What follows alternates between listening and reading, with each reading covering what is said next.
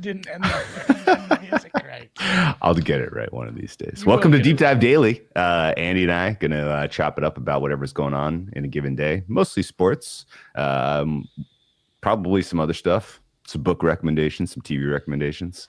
I'm excited to roll out a segment on Friday that's wine of the week. I'll give you a little wine rec heading into the weekend that you can track down at your grocery store.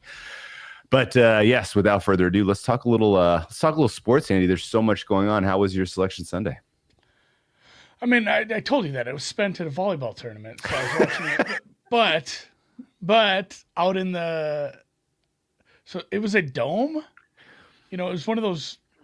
You see those soccer domes they put Of up? It was course. one of those, except with 16 volleyball courts set Unreal. up. They do other sports in there, but there was a building next to it that you enter through with the bathrooms and everything, and they had TVs, so I watched it in there, and I watched some golf. But yeah, other than that, I don't think it was too weird. Like everyone is very mad about North Carolina getting in, but it feels like we're mad about a team getting in every year, and Yeah. I mean, it just so happens that their athletic director's on the committee, and he said what he said. He like recused him.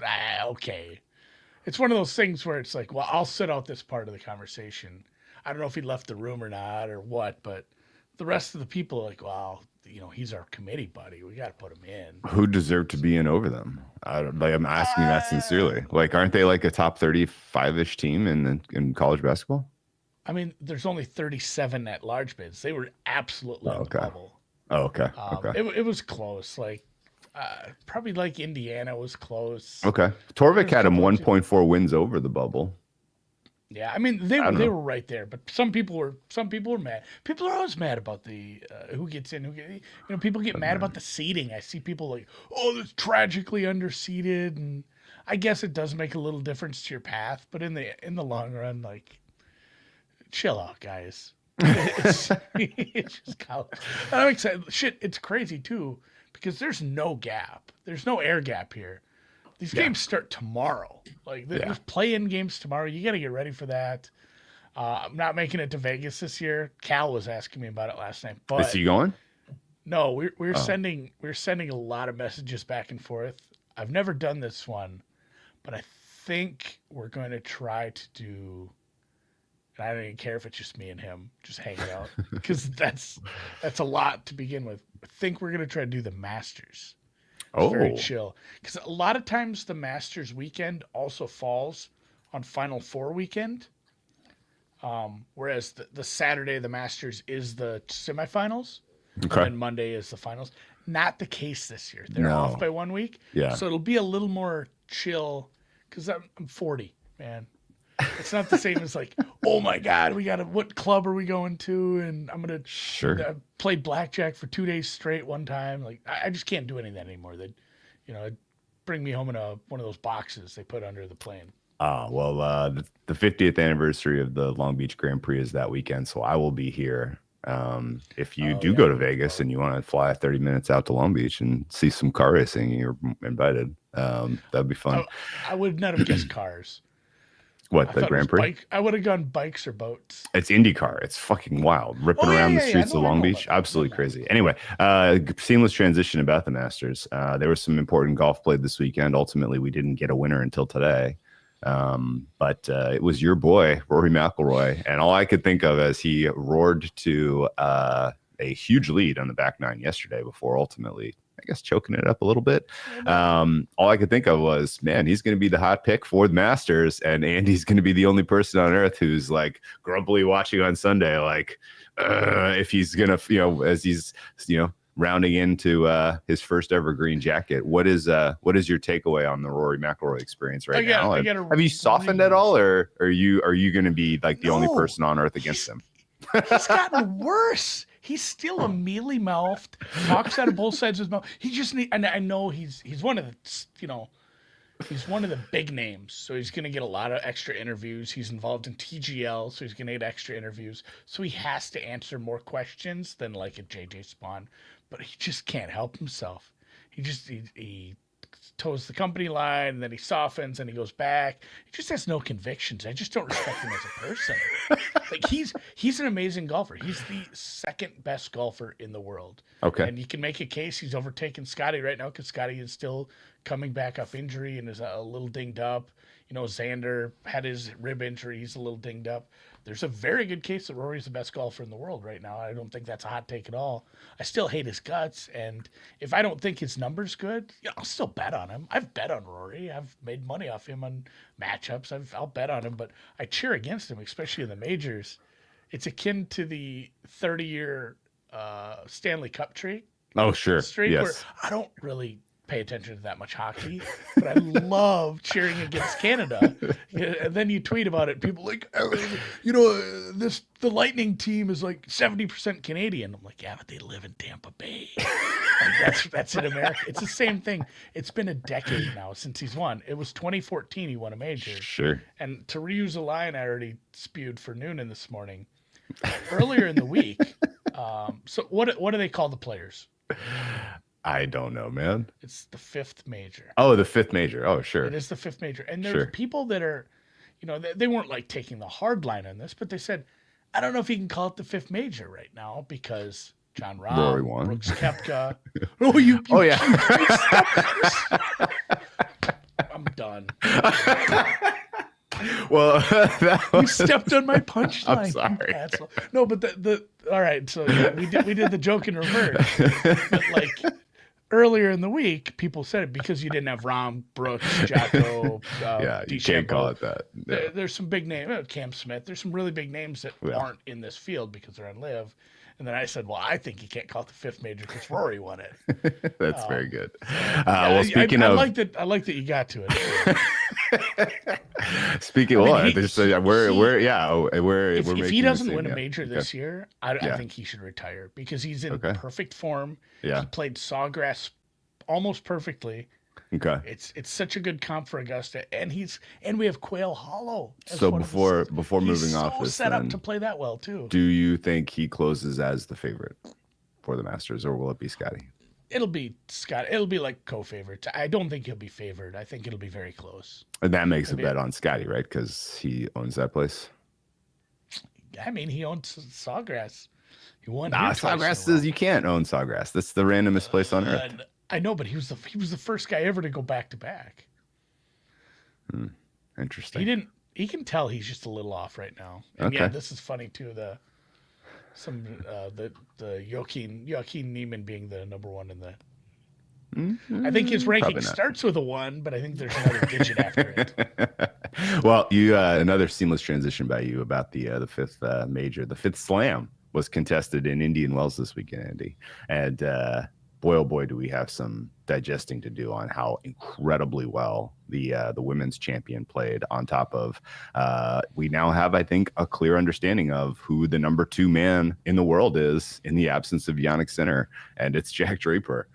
And this is wild that Mira Andreeva comes through and wins the way she did.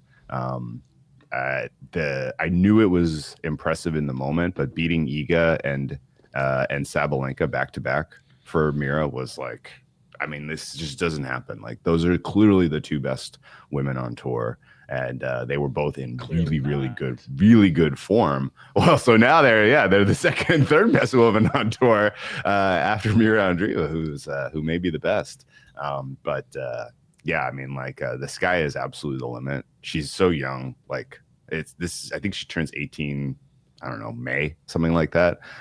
So she still is kind of growing, which is unbelievable. She's still learning, which is unbelievable. She doesn't know she's not supposed to be this good this soon.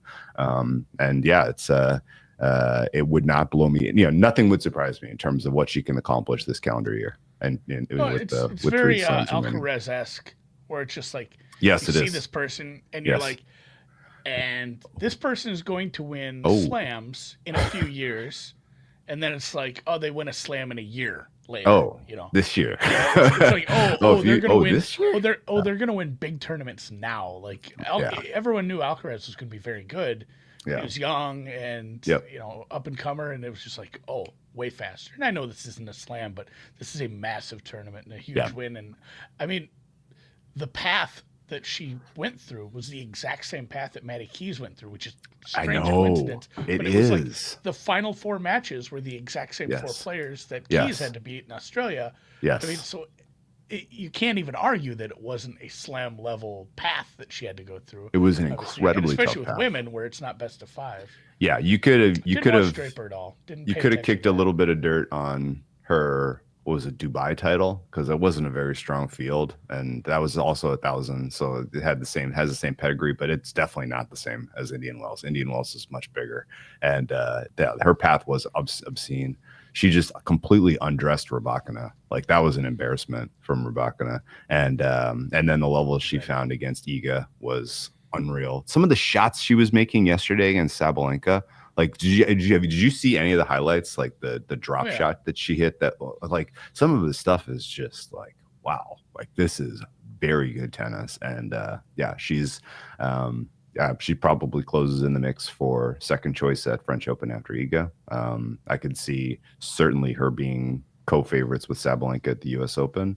At Wimbledon, she has so little grasp pedigree. It's tough to say what will happen. But the same thing was happened with Alcaraz, as you mentioned. Like, this is the female version of this we're getting now, where she could show up at Wimbledon and just be the best women's grass player. Surprise! Like, that's very much in the cards, which is cool as hell. Draper probably goes off as your third choice for Wimbledon behind Alcaraz and Sinner, and is going to be a very popular bet there, because that is, of course, he'll have the home support.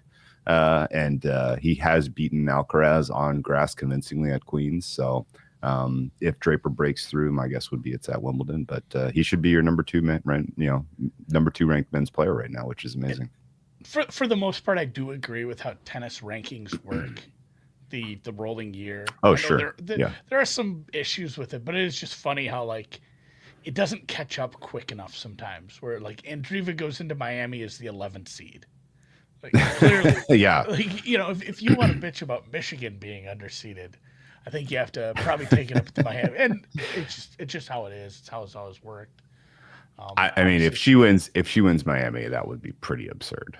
Like, Sunshine Double at this point, I think, is asking a lot. Like, Miami probably goes a different direction. It's either going to be like a weird rando tournament, or like somebody like Zheng Xinwen like kind of comes through, or Pagula comes through. Somebody who got a little bit more time off this week, because Indian Wells is a grind. Like, they really push the big high leverage stuff late into week 2, and so getting back up and doing it again in Miami is very tough. So if Andreeva wins Miami, then blow it up. It's over. Pagula is my pick to click this week. She's a good pick. That's a good pick. But also I was like 3 for 30 on conference tournament futures and haven't won a bet. You know what that sounds like to me? It sounds like you had 3 winners, Andy. Sounds like I'm due. Yeah, I know they were all like chalk. It's like Yale -170. I don't think I can pick any of the other teams. Basically, like, I'd love to take it to underdog here, but Yale's 13-1. I had Drake as like a +110 in the MVC. It wasn't a good. All of my underdogs just went out and lost by 2 in the first round, and it was ugly. What else? Yeah, golf hasn't been very hot. Yeah, I did have NBA is very uninspiring today. That will not be part of today's NBA. Do you know it's a bank holiday? Daily. Is it because of St. Patrick's Day? That's what my wife says. She's like, because it may be in little areas, right? Not across the country. Is it? I don't know how that works. Isn't a bank holiday like a federal thing? We have to do some research into that. Your own research. All right. Bank holiday? I didn't have much else to talk about today. Well, obviously, are you going to do any tournament pools? Are you going to do any bracket pools? Are you going to do any Calcuttas? I got a fun one. So when you host an ESPN pool, it gives you this thing that you can share on Twitter. Yes. You're like, hey, everyone join my pool. And it's like it auto-populates the copy for you, the text. Of course, yeah. And so last year, and when you make your bracket on ESPN, you can just enter it in other ones. If somebody else is like, hey, come be in mine. Oh, I already have my bracket. I'll enter it. Yeah. So I just went on Twitter and I searched like a key phrase inside of that. And I was pulling up all these random brackets. It was like, Rice Owl fans bracket pool. And I only entered one that had prizes. I entered like 25 of them or something. Just these random ones. There'd be like 30 guys in it from some small school, and be like, you can win, $60 worth of credits to the Rice Owls student union T-shirt shop or whatever. But there I'm was a excited. bunch with cash prizes, so I feel like I'm gonna get a lot of emails. That might have been a mistake, but Yeah. I'll be in several brackets. My wife won our family one last year. I'd remind her we do ours pen and paper, just Okay. because there's four of us and it's Yeah. fine. Okay. My I'm kid was excited for stressing the recon last year. oh yeah, that was a stressful one. No question. I'm excited for the 2025 Muse Dog Classic. That's a survivor pool that's now up to like 1,000 entries probably. So that's going to be wild and fun. These are fun. Yeah, If the you ever survivor done pools are Survivor, way more fun. Yeah, you've done one before? yeah. Okay. It's so, Do you? so like it. You have to use more.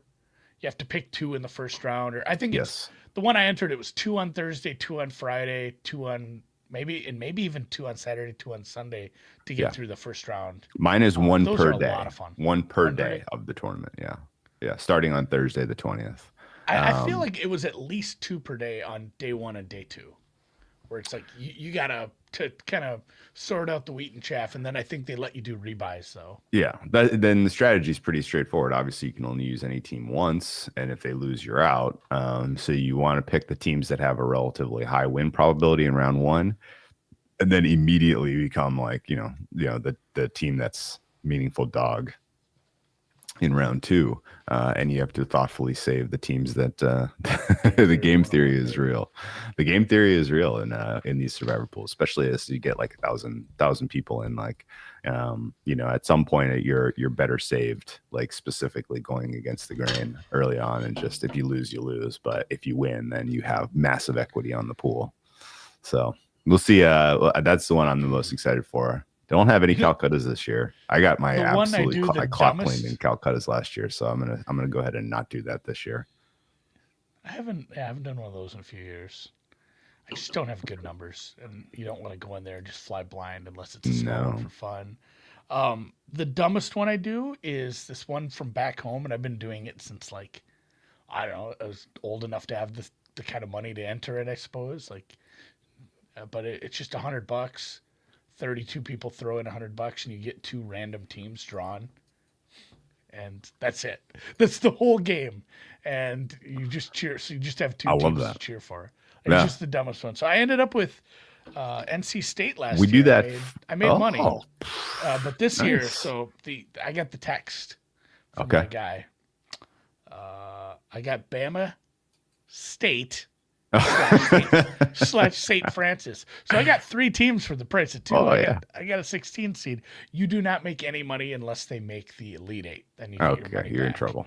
It's very top heavy. Like basically, I made a few $100 with NC State, and my other team is the UNCW Oh, that's where my brother went to school. Sea Seahawks. Chickens. Yeah. Sea Chickens. Yeah. That's funny. We had a maybe one of their biggest fans on the golf show. We Oh, have yeah? we know a former PGA caddy, Brian Mull. He came on the golf show the other day because he's caddied Sawgrass quite a few times. UNC Wilmington is a really fun school, and Wilmington is a really fun like beach town vibe. And I don't know, like I was jealous of my brother going to school, college there. Like that's a fun experience. And when we went to the Carolinas the other year, like obviously we went to Yeah, Myrtle you were right Beach. there. Well, we Yeah. went to Myrtle Beach because the kids, hey, mini golf, go karts, arcades, fun, Sure. all the fun they wanted to have. But we did up to Wilmington too, which was about equidistant from where we were at. Sure. And that beach was awesome. I love Yeah. staying in Wilmington, and it was a way more chill town. Yeah. Yeah. Good time. All right. Dirty Well, Myrtle. let's call it. We're at about 20 minutes again. Like we're just gonna chop it up and talk about whatever's going on in a given day. Some of these might have a 9:30-ish. specific theme. Yeah, 9:30ish. My God. Yeah, and I think we're gonna put these on the podcast feed, so you'll hear these if you'll see them. I guess if you wherever you get your podcasts, and yeah, if we have good tips, if I have something strong, I feel like a strong angle in the NBA in a given day, we'll talk about it. If Andy, I'm intrigued always as to whatever you're playing in golf. So I'll ask you about that as we have interesting tournaments here. So Yeah, yeah. and we'll have a bunch of March Madness stuff this week. It's not like I'm not gonna just bet the shit out of that. I mean, it's you kind of have to. There's Is some the good Wilson stuff out Ball a thing this year? I would have not been paying attention. No, I don't think so. I think that's Is Cooper Flagg going to play? I don't know that it matters. Jesus Are you Christ. serious? His He matters a lot, I mean, right? it matters, but as it turns out, like the rest of the team is also very good. Like there's a drop off. He's worth a couple points, Drew, but it's still a crazy good team. And yeah, I dig it. it's I was gonna say the ACC is a fun one. Obviously, the big or the SEC is the big talk because of all the 14 teams, unreal. Yeah. But like Duke beat the shit out of Louisville. All right. Well, enjoy your St. Patty's Day. Hopefully, you live in a place and work in a job where you can have a liquid lunch and really kind of lean into the pageantry. It's 7:50 in the morning here, so a little early for me to get involved. I thought about having a Guinness on the air, but maybe not. debatable. It's Monday.